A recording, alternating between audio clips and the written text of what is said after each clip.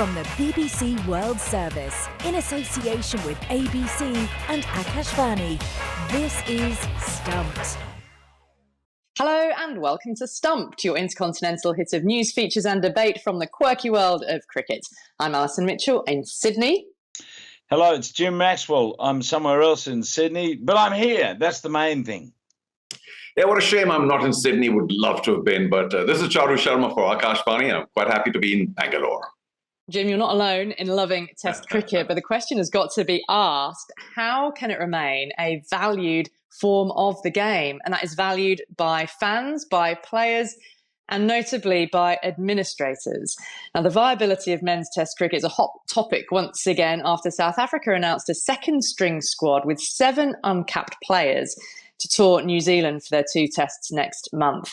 The captain is Neil Brand, who has never played a game of international cricket before, thrust into the Test captaincy, and all the best players are being retained to play in South Africa's SA20 tournament, the T20 tournament that they have in January. Former Australia captain Steve Waugh has already slammed Cricket South Africa, saying they obviously don't care.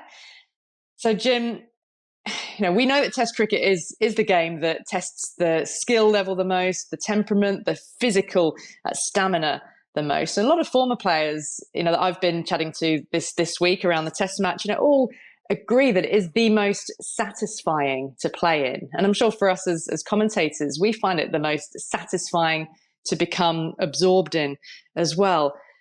But do you think many players outside of Australia, India and England love it so much? Or are the players in other countries being denied the chance to play it and fall in love with it as much because so many series are just 2 tests these days and there's just not so much of it? Well, their love has been compromised by the fact they have to earn a living. And outside the major nations, there isn't the money you can earn from cricket by playing for your country. So it's just a commercial reality, unfortunately, and it needs much better administration than we're getting at the moment from the ICC. If you're going to have a program of matches, whether it's one-days, 20s, T20s and test matches on your calendar, and you do have to fit in with these IPL competitions and the rest of the franchises, well, then let's have a program so that it all works. That's the problem. It's getting more congested.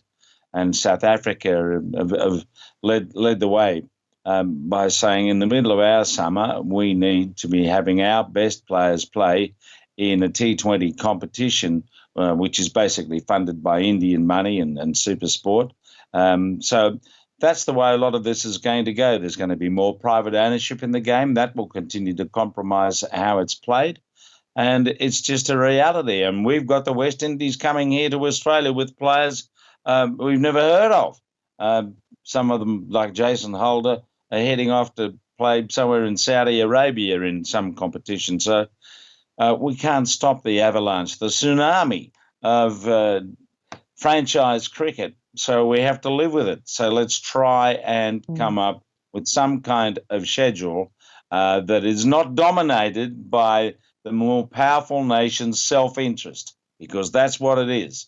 And I'm afraid India in particular, Australia and England to a lesser extent, are going to have to give way a bit in terms of handing over some resource to people like the West Indies. Well, that's where accountability has to come into it when it comes to funding. Charu, undoubtedly what has really sort of caught the headlines with this South Africa squad is that this is an administration decision to send this team and retain the best players. The likes of your Jason Holder, individual players, not making themselves available. That's not so new, and it's 1 or 2 here and there. But as an administration, this is much more significant.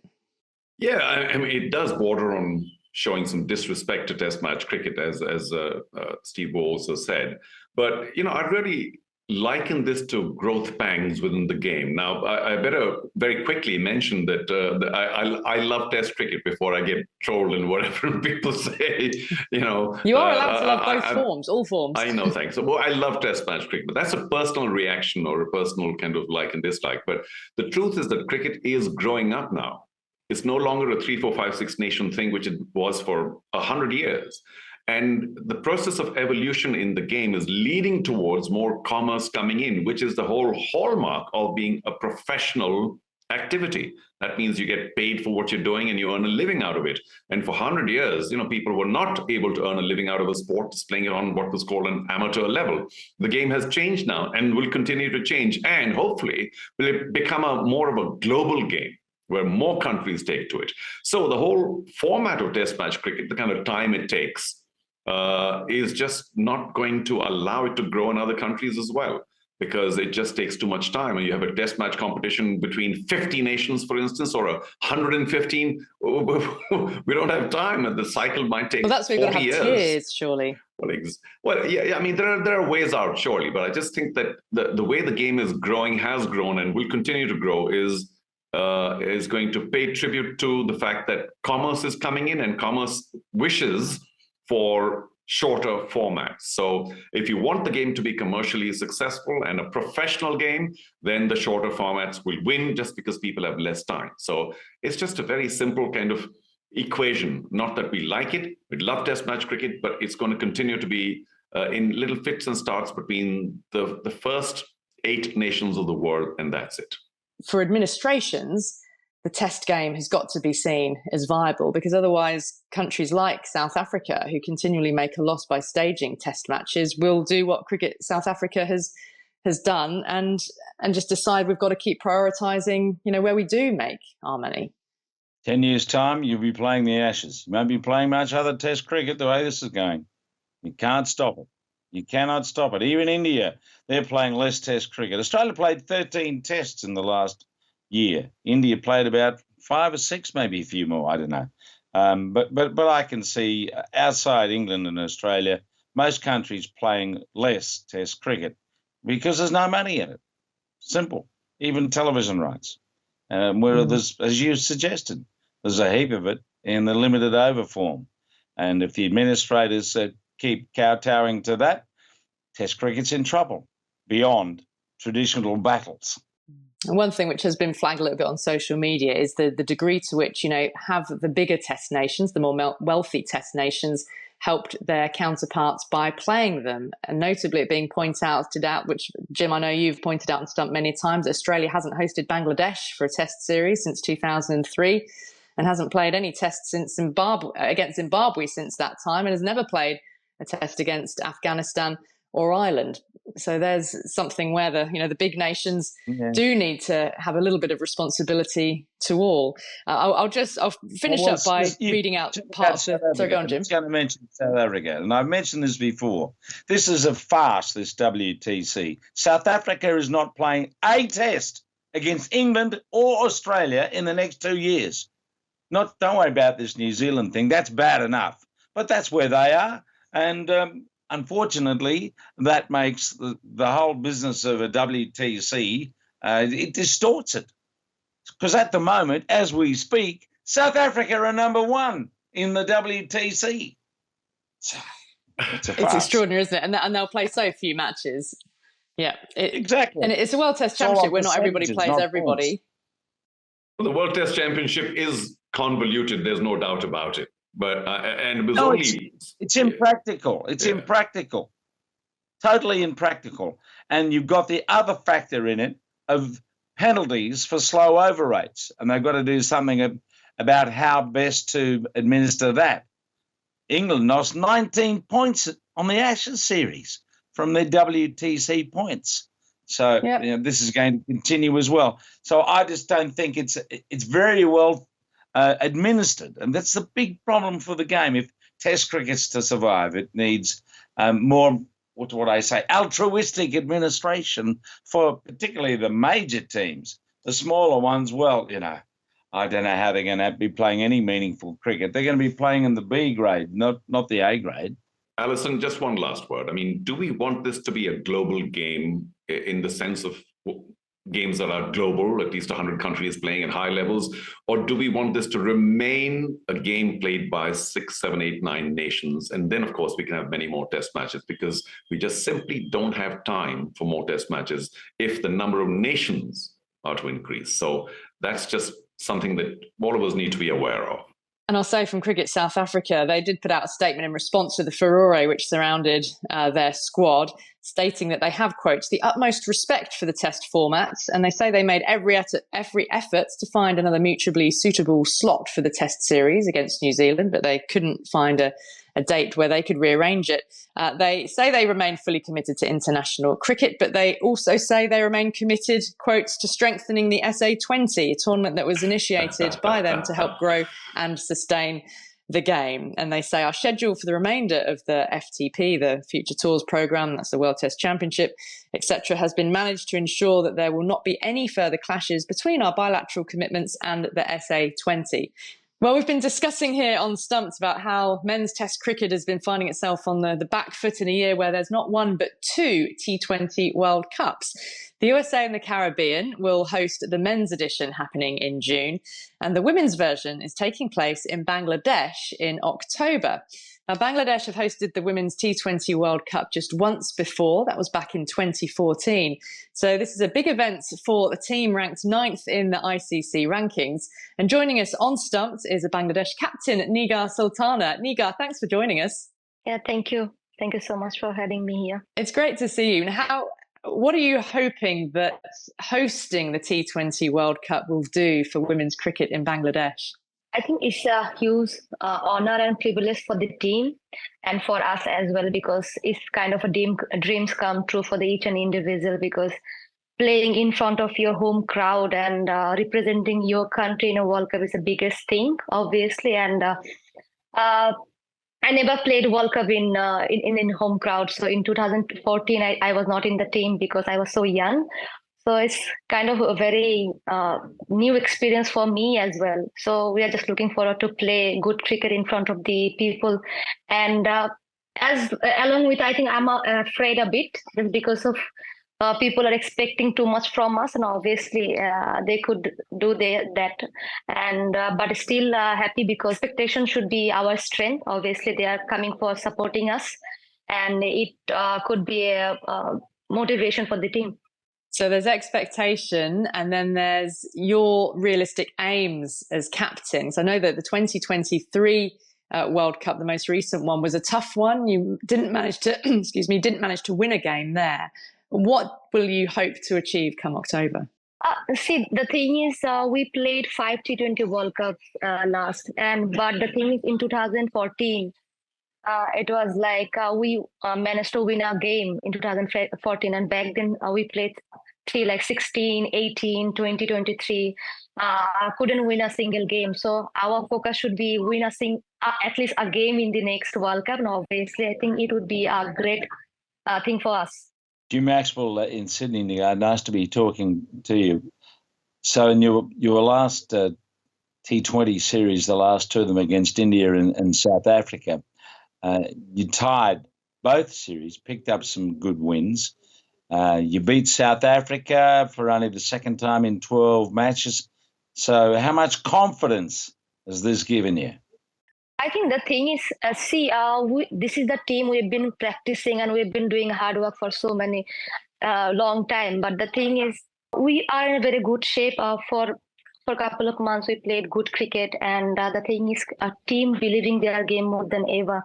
And each and individual believe that if we could play as a team and putting ourselves 100% in the particular day on the game, so we could do everything. Like against India, India is a very good side, but still we managed to win against them, and it was a great opportunity for the team to look forward. And obviously, and next we play against Pakistan, so then we beat South Africa in South Africa. It's a huge moment for us. So tell us a little bit more about your key players. You had a 16-year-old leg spinner who took 5 wickets against South Africa recently. Yeah, I think about Shauna, she's wonderful. She just came from under-19 and she played brilliant under-19 World Cup. And the thing is, I would like to thank the Bangladesh Cricket Board for actually giving her the almost all the opportunities in the domestic, in the under-19 side, even though when she was just starting playing cricket, that time also she was not very confident, and she was actually coming from a very poor side of the country, and her family was not that in the situation to support her in the cricket, because all we all know that cricket is a very expensive game. And in this kind of sport, you need a financial support. So from that, when we saw first Shauna, because Shauna is staying just beside of my hometown. So when I saw Shauna, she was like 9 or 11, 10, this kind of age. So I saw her and she was very talented, and I was totally surprised seeing her bowling on that kind of age. And from then, I think BCB actually supported her throughout to come here. And we actually giving her continuously opportunity to see her actual talent, and she's very talented. And initially, how actually she did for the team, it was brilliant. That support is great to hear about. Can you tell us, Nigar, a little bit more about the structure, the setup around Bangladesh women's cricket domestically, the tournaments that you have, and also then the degree to which it is professional, and in terms of national contracts where you are at the moment? Yeah, the thing is, it was very different before 2018. After we won against India in Asia Cup 2018, everything been changed, and the interest and the people showing a lot of interest to us, and BCB also. And the thing is, from then, I think everything like atmosphere, the outlook of the team, and about like so many opportunities will come. Now the sponsors are showing so many interested on us. So it's improving day by day, and the increase of the, I think I have to mention about the players. There's so many young talented players. It is increasing day by day. We have on under 17 team, we have under 19 team, and an emerging side and the national side. So there are a lot of competition going on. And even though if we are busy at a national tournament, then the other like a first division tournament going on, or the second division. So the cricket is going on every time. So this is a very good sign for the team, because for a country who has a lot of young players, and we have a very good, I think, backup player as well. It makes our team more competitive, and I think it helps our player doing a performance for the team. And because they know if we are not doing well, someone's there knocking the door, and it actually helps a player to be more hard worker. I think so. And yes, right now we are in maybe 26% in a contract with Bangladesh Cricket Board, and we are getting a very good healthy amount of financial support from them. And recently they increased our mess fees and everything, so it was very less before, but right now in a very good healthy amount that we are getting. And how we actually enter after the FTP 2021 qualifier. We played our first ever ODI World Cup. Then we entered into the FTP. Now we are playing regular basis bilateral series. So we are getting match fees on them. And we have very good domestic competition like National League, National Cricket League, and a Premier Division Cricket League, and one NCL. And recently we started our 2 days cricket. It's called BCL. So, and it was going really well. And now Bangladesh Cricket Board has been planned for 3 days, because we really wanted to play the test match, because the last year we got the test status. So we're looking forward for that. Do you think that is going to be possible for you as a women's team to play a test match? And obviously, but it takes time. I know that, because of it's not easy to play a test game, because it needs a lot of dedication and a lot of physical work and mental work as well, because we never played the test game. Maybe we just started with the 2 days, but initially it was a very good step, I think, by the Bangladesh Cricket Board. Hopefully, if we just going through like this and step by step improving on this, I think hopefully one day we can play a test match as well, but it will obviously take some time. Nigar, thank you so much for being with us on Stumped, and good luck going forwards from here. Thank you so much. Well, that's all we've got time for on Stumped this week. My thanks to Jim Maxwell and to Charu Sharma and to all of you, and we'll see you again next time. Bye for now.